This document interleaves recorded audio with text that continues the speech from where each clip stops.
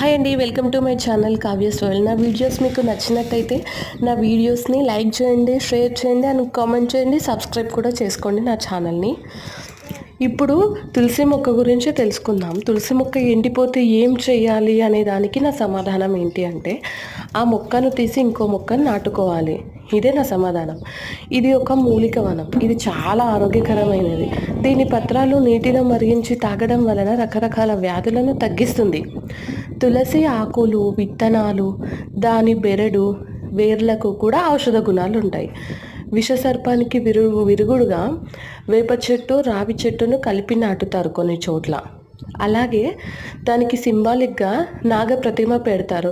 మీరు ఎక్కడైనా టెంపుల్స్లో చూసినట్టయితే రావి చెట్టు డెఫినెట్గా ఉంటుంది.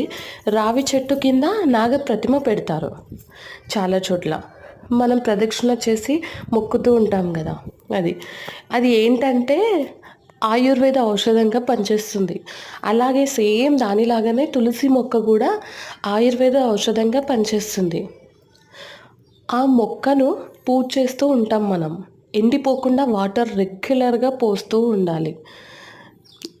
ఇది డైరెక్ట్ సన్లైట్ కింద కాకుండా కొంచెం షేడెడ్ ఏరియాలో పెడితే ఆకు పెద్దగా అవుతుంది, చాలా బాగా ఉంటుంది చెట్టు కూడా.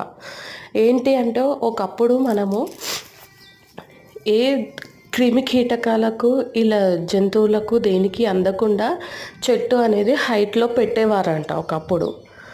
కానీ అది రాను రాను ఏమైంది, ఆ హైట్ కాస్త తులసి కోటగా మారిపోయింది. ఆ తులసి కోట పెట్టి మనం దీపం పెట్టి పూజ చేస్తూ ఉంటాము. అలాంటి మంచి ఔషధ గుణాలున్న మొక్కని మనం రెగ్యులర్గా పూజ చేస్తూ ఉంటాము. రోజు ఒక ఆకైనా తినాలి, లేదు అంటే వాటర్ మరిగించైనా తాగాలి. చాలా మంచిది హెల్త్కి. అంతే వీడియో. Bye bye.